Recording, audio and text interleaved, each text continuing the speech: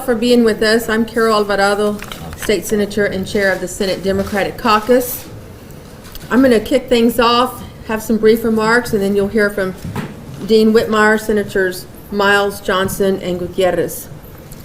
The Democratic Party has always been the party of the big tent. We have room for and respect many viewpoints, but we come here together to promote and defend our shared values like we're doing today. Regardless of who stayed, who left last week, we all stand together against Senate Bill 1. As Dean Whitmire put it so well, we've been fighting the war on two fronts. Senate Bill 1 affects all voters, not just Democrats.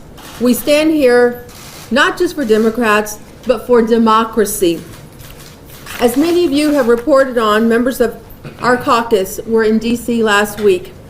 We did so to join in solidarity with our House Democratic colleagues on the following things. One, to raise awareness of the Jim Crow style provisions of Senate Bill 1. We also wanted to show that Texas Democrats aren't going to take this lying down. We're going to fight with everything that we have. Two, to delay the bill by using parliamentary tools that help to bring the desired attention to this.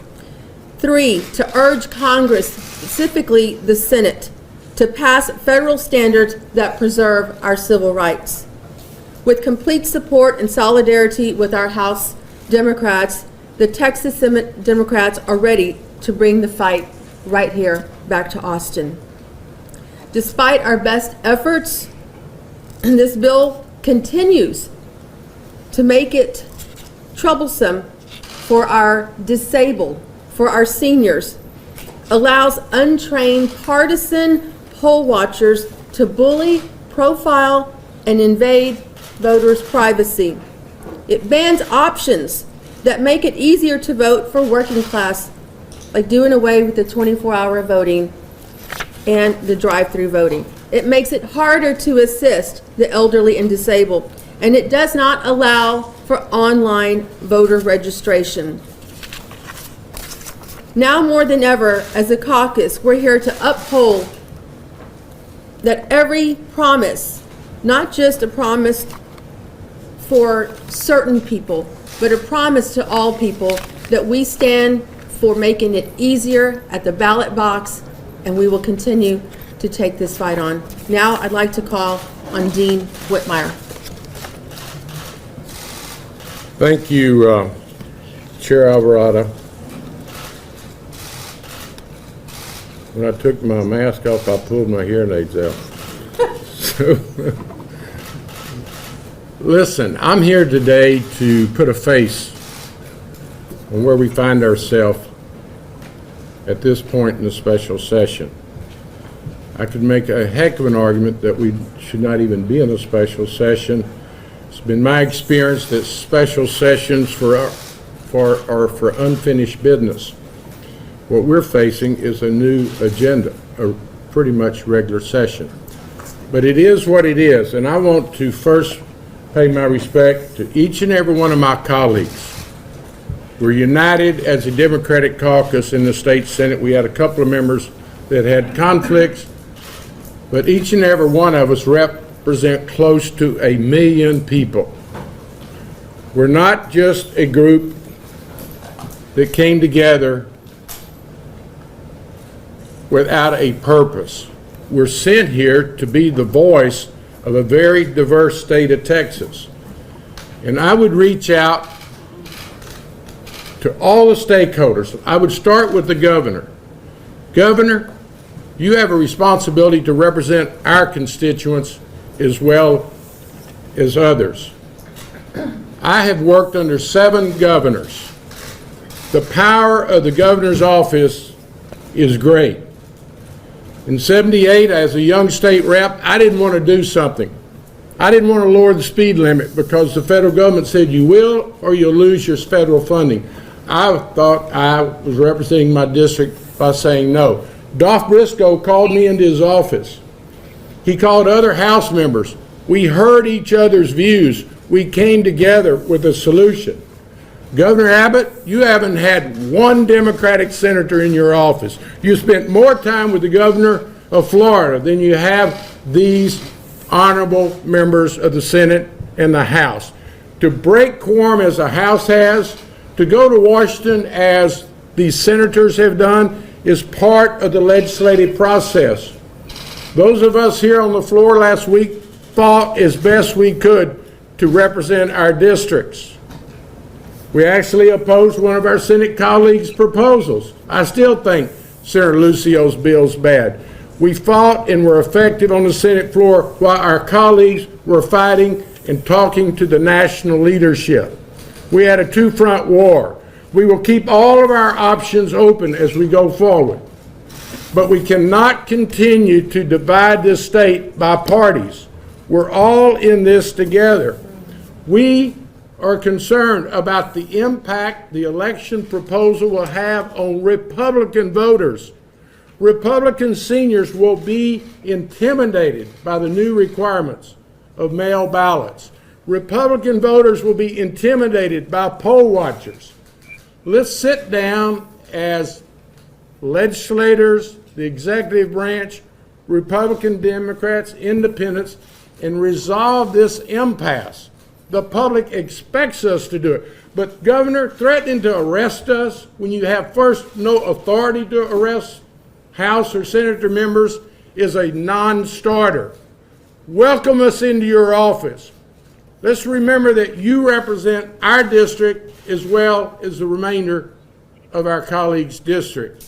To my colleagues on the Senate floor, we're the same Democratic legislators that you eat lunch with and pray with every day. We talk about each other's families. Let's get away from the personalizing of this discussion and go back to the Senate floor, hit the restart button, and listen to our concerns. We deserve to be respected and listened to. Some of us have years of experience in elections and representation. So let's thank everyone that's doing their job as they see fit. The House members are very bold. I know the challenges they've had of being away from home. I would close by saying to my Republican colleagues, someday I would hope you feel strongly enough about an issue to walk out. Your Second Amendment arguments, your pro-life arguments, your rural, agricultural, I can go on and on. Someday, when things have changed, where you may see, my Republican brothers and sisters, that the only way you can stop something and message something to the rest of the state and nation is to walk out. Republicans have done it in Oregon in the last year. So let's lower our voices, as I raise mine, and get back to work and doing the people's business. Thank you for each and every one of you for standing tall and doing your job. Thank you, Dean. Love the passion. Next, please, Senator Miles, join us. Thank you. Thank you, Madam Chair. Thank you all for being here. Good to see all my colleagues. And I do mean all of my colleagues. I want to commend each and every one of our colleagues for whatever front they took, whatever position they took, and of defense they took in supporting our House members and to defeat Senate Bill 1 and House Bill 3. Let's, y'all have now watched me as a senator for 4 years now. And one thing you know that you're always going to get from me is a crystal clear message. So let's cut to the chase and talk about what this really is. This is a discriminatory, divisive, suppressive, an intimidation bill focused at minorities, especially African Americans. This is a Senate bill that was designed and created because what took place in Harris County, my district, Senate District 13, the largest Democratic box in the state of Texas. Well, my leadership, my Democratic leadership in Harris County, senators, were innovative and thought outside the box on how to increase our numbers at the polls, at the same time protecting our citizens from COVID. That's what this is about. There's no real, the big story, or as has been said so many times, the big lie. The big lie is there really isn't any voter discrimination, voter scandals. There really isn't any fraud going on in Harris County or any other parts of the state of Texas. What's really going on, the big fact is fear factor. The fear factor that we're increasing minority and Democratic numbers by the millions. The fear factor that 5.7 million people who are registered to vote, we're about to tap into. The big fear factor that 1.3 million people who are eligible to vote that are not registered to vote, we have ways of getting ready to tap into them. And when we tap into them, the leadership in this state and other states around this country is going to change. That's the big fact. That's what this bill is all about. So let's be true here. Let's be real. It's about intimidation. It's about rolling the hands of time backwards. Critical race theory, rolling back the hands of time. Royce. Cinnamon index. So I want to applaud all of my Democratic colleagues, both in the Senate and especially in the House. The heroes and sheroes that are in the House. And we went down, yes we did, some of us, to support them, to stand by their side, to bring light to this issue. And it must work, because y'all are here. Anytime people's civil rights, civil liberties, and our democracy is threatened, best believe Democrats are going to stand. We're glad that you're here. We want y'all to stay with us, because believe one thing, we're going to continue to work, we're going to continue our faith, and we're going to continue to fight. And we want you to be right there with us. Thank you. Thank you, Madam Chair. Thank you, Senator Miles. Senator Johnson. Thank you, Madam Chair. Thank all of you for being here.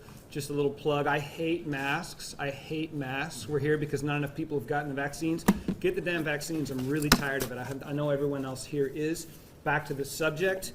We'll get back to vaccines and pandemics in just a second by analogy. I'd like to address in a little bit of detail what we're doing here. What are we doing here? The big theme that we're hearing from proponents of the bill is that we got to make it easier to vote and harder to cheat. So I want to get down to some of the little bit of the detail and a little bit of the things that have been said on the other side. So let's start with easier to vote. I've heard a lot about it. Making it easier to vote by expanding hours. For the first time ever, we're expanding hours, making it easier for people to early vote. Let's take a look at that.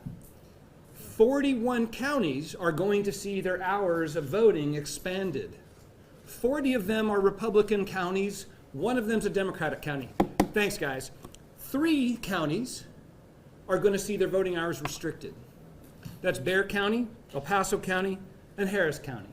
They're populous, they're urban, and they're Democratic. There goes the argument that we're really here about making it easier to vote. So not only do they do almost nothing to help alleviate the congestion. We have 6-hour lines of people trying to vote in urban counties. We have innovative, inventive local election officials figuring out ways to get people to safely, securely, and yes, with integrity to vote in these urban areas. And what these bills do, what this whole push is to do, is to stop that from happening. We've heard from my colleagues on that subject, but let's look at what they did.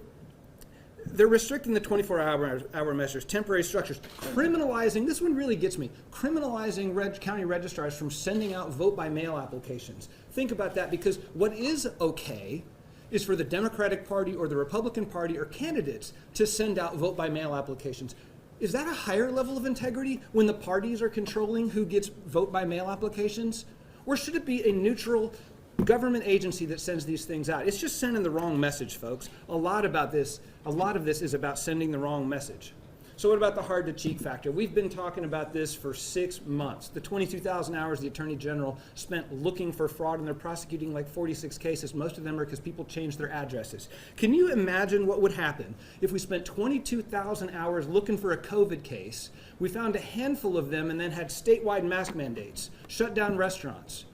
It would be chaos, which is, I think, what's going to happen to our electoral system. So what are we doing here? Let's keep in mind, we're not just talking about Senate Bill 1. I appreciate my Republican colleagues wanting us to read the bill. I think that's an excellent thing for everyone to do. Let's also read House Bill 3, because we're dealing with both of them. And as we saw last session, we cannot be assured that what gets filed or what gets brought to the floor or what passed last week while the Senate was in session is going to be what comes at the end of the day, because we saw what happened at the end of the regular session. We saw really weird, really bad provisions come into the bill in the form of a conference committee report that no one had ever seen. In fact, most of the Republicans who were pushers of the bill said, I don't know where this came from. Well, that doesn't really reassure me a whole lot, because I don't know what's coming later. So yeah, we are concerned about what's coming here. And when we're dealing with the process, we have to take into mind both bills and whatever else might come down the pike. Is this about election security after all? I don't think so. I think it's about aggression. It's about riling people up, rallying behind something other than what we're really supposed to be here for. And a little image comes to mind. I was driving to the YMCA this morning, and parked in front of me at a red light was a truck. And on the back of that truck was an American flag, and it's all black. Black stars on a blacker background and black stripes on blacker stripe background. And is that the new emblem of our democracy? This angry rendition of the American flag? Because I feel like that's what's becoming of our voting process. We're riling people up. We're making them mistrust each other. We got poll watchers who can bring charges against election workers. The election workers are there to keep law and order. This is an anti-law and order bill, folks. I don't understand some of this stuff. We are all for secure elections. None of us want voter fraud. None of it is tolerable. But at some point, what I think we're seeing is some other kind of agenda dressed up as election security. Is it racist? Is it partisan? I mean, I hear people say, very sincerely, no. All I can say is it sure feels like it. It sure feels like it when 40 counties get their Republican vote expanded and 1 Democratic county, and 3 Democratic counties get their vote constricted. It sure feels like it's partisan. It sure feels like it's racial when most of these provisions are aimed at Harris County, where there was a very large vote turnout among minorities who voted Democratic. So if it's not intended to be that way, maybe we need to fix it up so it actually isn't that way. Should I not be worried about it? Is it not really going to have any effect? I saw a bunch of trucks push a Biden bus off the road. I'm worried about those people becoming poll watchers. It bothers me. Yeah, I'm riled up about it. How about the oath? A poll watcher has to take an oath. I promise not to mess with the election process. Guess what happens to them if they break their oath? Nothing.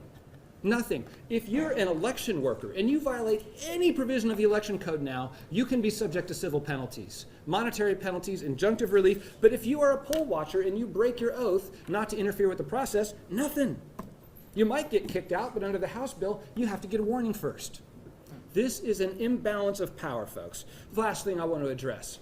We've heard many times that so-called restrictive measures in the past didn't have a restrictive effect because voter turnout increased. Therefore, restrictive voter requirements didn't cause any problems. Folks, if you put on a heavier pair of shoes on my feet, I can still run faster.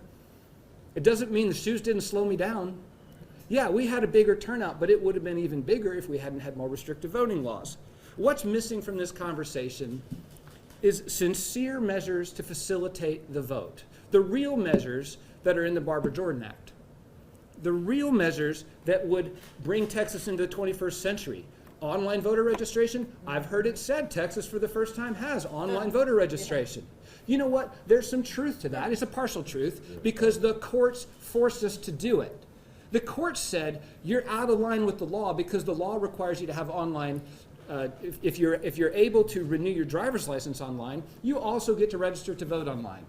But if you are a first-time voter wanting to register to vote as a standalone transaction, you still can't do it online. And I have not yet heard any excuse to not get that done. There are an untold number of other things that we could do to make this better, and they're missing. Folks, we take election security so seriously, but we're not in favor of rigging the game in favor of one party because that lacks integrity. Thank you, Senator Johnson, for setting the record straight. And our final senator to speak, Senator Gutierrez. Thank you all very much for coming today. I just want to tell you, each and every one of these members behind me, they want fair, accessible, and secure elections. We've been doing this since I've been in this building since 2009. Every year it's one scary monster after the other that the Republican Party wants to pretend is some kind of relief for alleged voter fraud. You heard Senator Johnson talk about the 22,000 hours. Let me tell you about fraud. The only fraud that has been perpetrated on the people of Texas is the fraud that Greg Abbott is telling all of us that there's the boogeyman out there and it comes out every election cycle. That is the only fraud that is facing the people of Texas. And yet he fails to do his job. He fails to do the most important things that we needed to do this regular session, not to mention this special. And that was relief for Winter Storm Uri. We passed, as much as this group fought, we got a watered-down weatherization program when we should have had federal guidelines, FERC and NERC guidelines, on winterizing our electric utility companies and our gas providers. We got a bill that gave some money to some of these companies, supposedly to pass it on through to consumers, when all it really did was generate equity for those companies, liquidity. When us, along with a one-time bipartisan group of senators, decided to do a ratepayer relief program, the governor said, mission accomplished on Winter Storm Uri, I'm done. The most pressing things affecting the Texas consumer of this year and possibly of this decade and possibly of this century was when we lost 200 Texans when this man was at the helm. And he has done nothing about it in the regular and nothing about it in a special. So Governor Abbott, where's our special session for winterization to make sure that this never happens again? Where's our special session for health care? We have the highest rate of uninsured in the United States here in Texas. Most Republican governors have passed some version or plan of Medicaid expansion. Some have even gone and called it by their own last names. I don't care if it's the Abbott plan, the Texas plan, or something. I can tell you that Nathan Johnson's got a hell of a plan. Do that one. Do something. Did we get a special plan? Did we get a special session for health care? No, we didn't.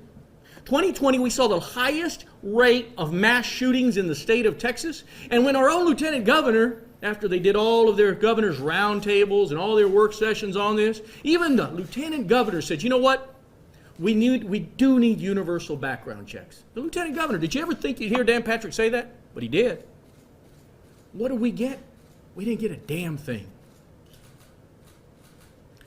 A lot has been said about what we did and where we were and what we were doing. I can tell you that each one of these members was working. We worked to talk to Joe Manchin, to try to get him to pass the John Lewis Act, try to break the filibuster, to try to get the For the People Act, and if you didn't like that one, do the John Lewis Act, and if you didn't like that one, come up with the Joe Manchin plan. Something that brings back Section 5 of the Voting Rights Act that we lost in Shelby. A lot of people said, well, these guys aren't working over there. We worked harder than that man in the central office has ever worked in his entire life. 6 of us were with the Department of Energy. 4 of us were with the Department of Education. Several of us went to the Health and Human Services Department. When it came to coming up with solutions for education, the winter grid, fixing the grid, it was this body right here that was working. And the rest of them were vacillating. The rest of the Republicans were vacillating. And so this is where we are now. And this is where we are today. And my message for Greg Abbott, you want to bring us back, Governor? Fix the damn grid. Do something about health care. Do something about mass shootings in Texas. The people of Texas are demanding that you get to work, Greg Abbott. Thank you. Thank you, Senator Gutierrez, for reminding people of the important issues we should be working on. We'll open it up for questions, and please, members, feel free to step up and answer as well. Was it always part of the plan to return to Texas before the end of the special session? And also, do you feel you missed an opportunity to speak out against the election bill on the floor on behalf of your constituents? Well, there's some members here that were on the committee, and they can address that, but, you know, we did fight for something, as Senator Gutierrez said. As far as the coming back, you know, it depended how many of us were leaving and how many were staying. That had a lot to do with the return. Anybody want to talk about the grid? In terms of The question, anybody want to add to that? in terms of the In terms election. of, you know, feeling like you may have missed a chance to speak? No, I mean, the reality is this, we had senators here that were speaking concerning that.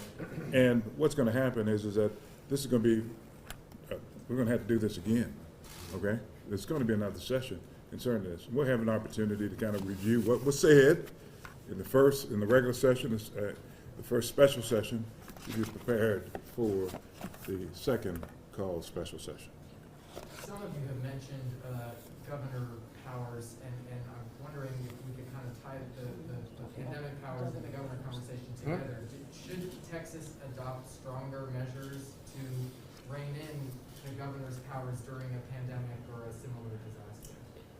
Well, that issue was actually addressed by Senator Birdwell, Hall, and the Republican base was very concerned about the governor's actions during the pandemic.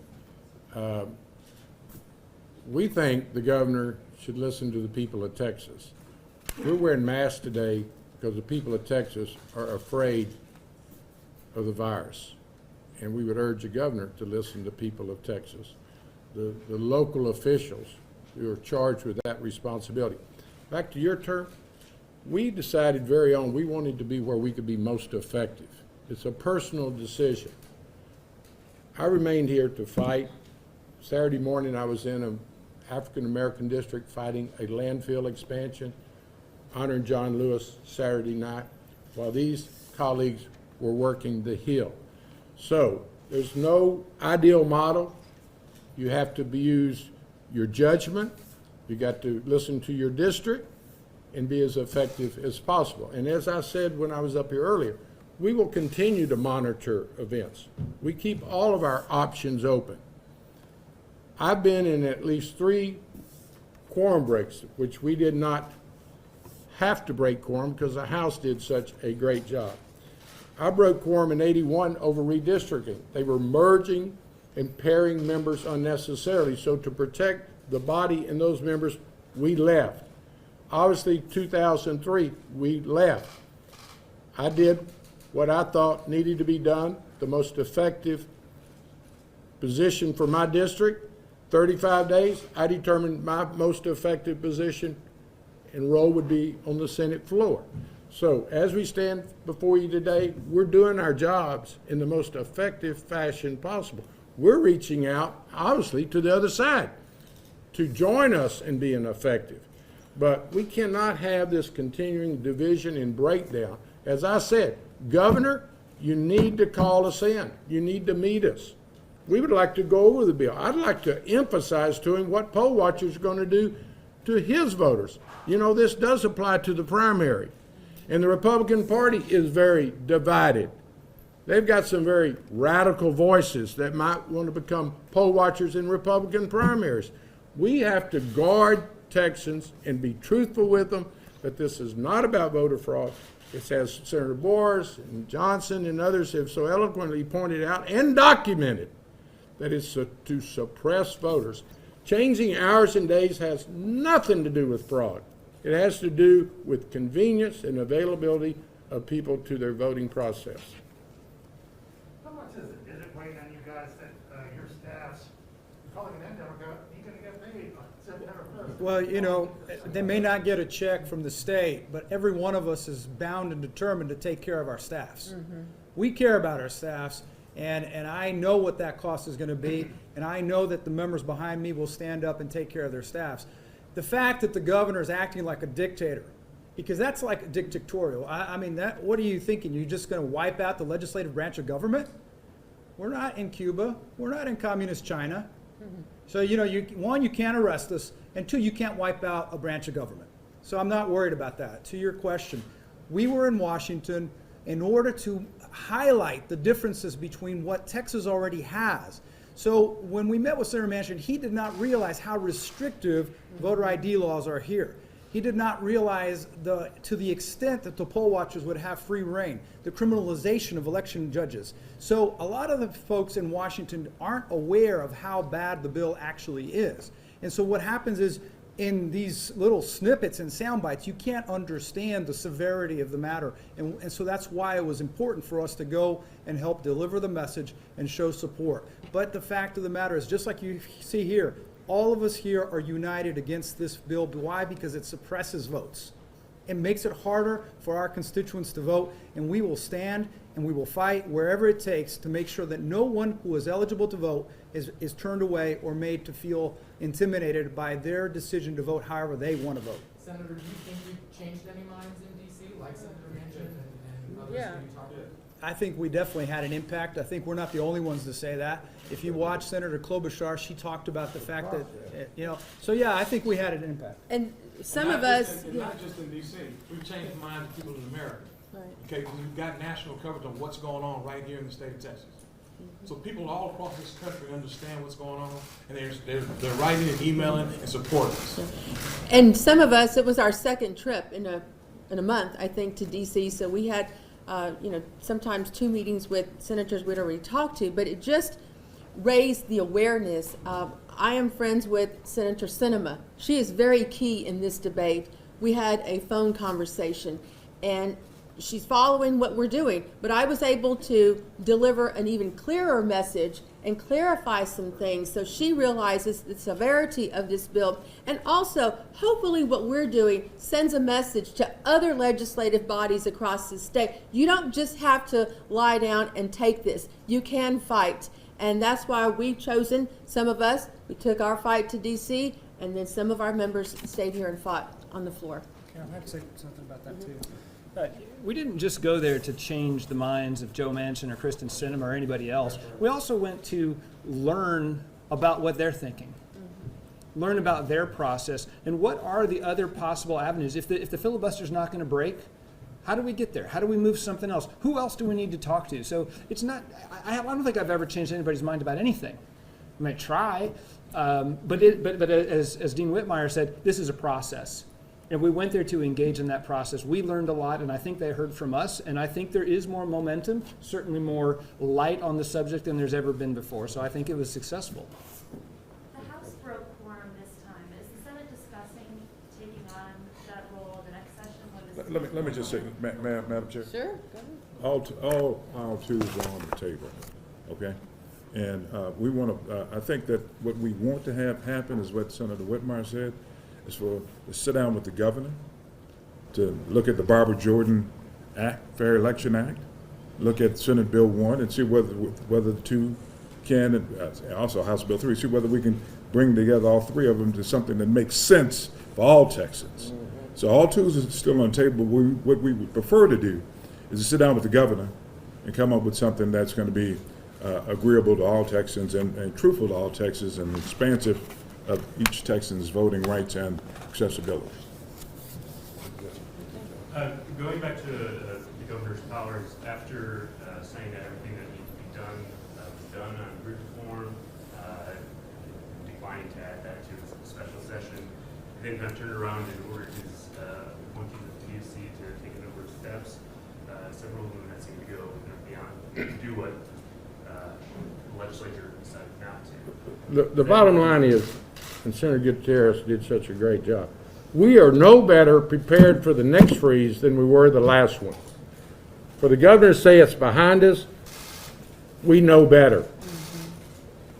The PUC was enlarged, ERCOT was reorganized, everybody asked them to go study. They're not even supposed to have reports back to September 22. Governor, legislature, we have a cold freeze winter coming between now and then. So, as a part of our business-like approach, we want to tend to the availability, since the last session, ERCOT's already warned people to lower their use of energy. What kind of confidence does that restore to the public in Texas? What kind of message does that send to corporations, businesses that might consider relocating to Texas? It's a public safety issue, it's an economic development issue, and it's being ignored by Governor Abbott. Instead, we're playing politics with the precious right of voting. So, you know, we need to have a press conference, a full-blown press conference on where we are on the reliability of energy, because quite frankly, the people I represent are scared. When you get a warning in June, when we just adjourned in May, and nothing's been done but to kick the issue down the road, kick the can down the road, folks, we got some serious business in the state of Texas, and the election process is not one of them. Everyone in this building was elected under the current rules. Didn't hear a word about the measures when they were running for office. It's only since the November results, and we know what that's all about. So And let's make it plain. we're ready to go to work. Let's make it plain. Let's bring it down to home. If you try getting a home generator in the state of Texas, it takes 12 to 14 to 22 weeks. People of Texas don't have confidence in our governor or ERCOT. 12 to 24 weeks to get a home generator. That's making it plain. And most people can't even afford And they one. can't afford it. So let's go to work. Thank you, everybody.